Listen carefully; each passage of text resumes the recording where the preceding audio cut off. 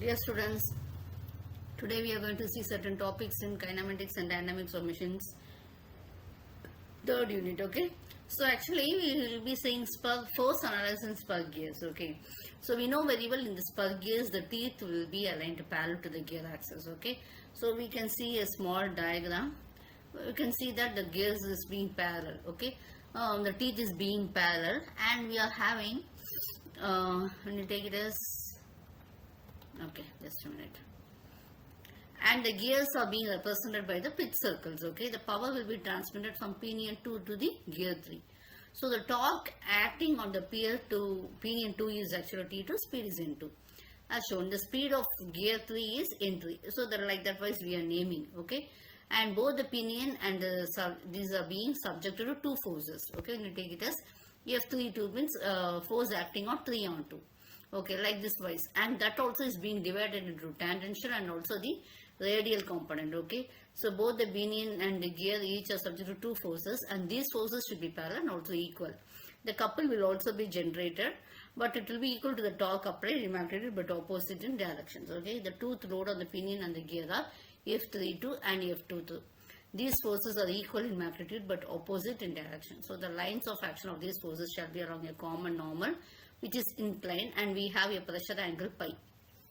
So the gear is subject to load torque T3. Okay, so the reaction at the hinge of the gear shall be equal in magnitude to the tooth load, but it will be opposite in case of your directions. So we can see this is O2 and we have F12 and we have a pressure angle of pi. Okay, so the tangential component F32 is equal to F32 cos pi, radial component is F32 sin pi. And also the pitch circle radius is being represented by the formula R2 is equal to T2 into M by 2. And this T2 and M will be number of teeth and modules. With the help of T2 we have F32, or the tangential component is equal to T2 by R2. F32 is equal to the tangential component F32, tangential component of F32 divided by cos pi, or F32 radial component is equal to F32 into tan pi. So these formulas will be used for calculations of the tangential radial component of the forces. Okay, so next we'll be seeing how we are going to learn the machine and load behavior using simulation tools. Okay, with animation and all. So it is used for visualizing how the gears are engaging with each other, and the forces, how the force is being transmitted and all that we can see. Okay, so we can visualize the gear meshing operations, we can study the load transfer, and we can analyze the contact stances, we can identify the gear vibrations, and we can improve the gear design and efficiency. So what we are going to do, what procedures we are going to see is, first one we are going to create the gear model, and we will be assembling the driving and also driven gears, and next we are giving the material properties and all. Okay, after that we are going for apply the rotational speed, and we will be establishing the gear contact pairs and all. After that we are having the motion simulations we are using. Okay, so the observing, we can see the how the gear is being meshed, what are the teeth contact points, how the load is being distributed, and where are the areas the stress is being concentrated. That we can study when you are doing it with the help of analysis and all. Okay, the parameter studies will be the gear ratios, the angular velocity, the torque transmission, contact strength, tooth deformation, load distribution, vibration, and noise characteristics. So this can be done. Okay, the applications, it is used in the automobile transmissions, industrial gearboxes, robotics, wind turbines, and agricultural machineries.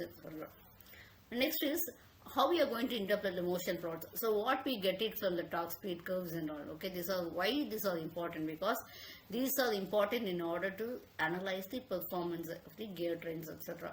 So what is the relations between gear speed, torque transmission, power flow, we can learn from this. Okay, so the parameters, you can see the angular velocity, displacement, angular acceleration, gear rotation direction, speed ratios and all.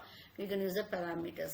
If it is very smooth curve, means it is stable operations. If it is we have fluctuations, means we can find out there is some vibrations, some misalignments, etc.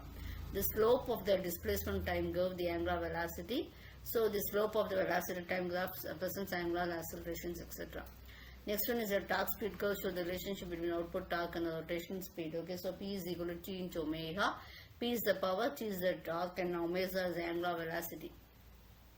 As the speed is increasing, torque will generally decrease. Okay, so torque will generally decrease for constant power system. So the reduction gears will be decreasing the speed and increasing the output torque. Okay. So normally the typical speed, torque speed characteristics in the input gear, the speed will be high and torque will be low. Reduction gear output, the speed will be low and the torque will be high, and speed increasing output, the speed will be high, the torque will be low. So we have analyzed various aspects like the gear washing behavior, torque speed curves, and also learned about the force analysis of gears. Thank you.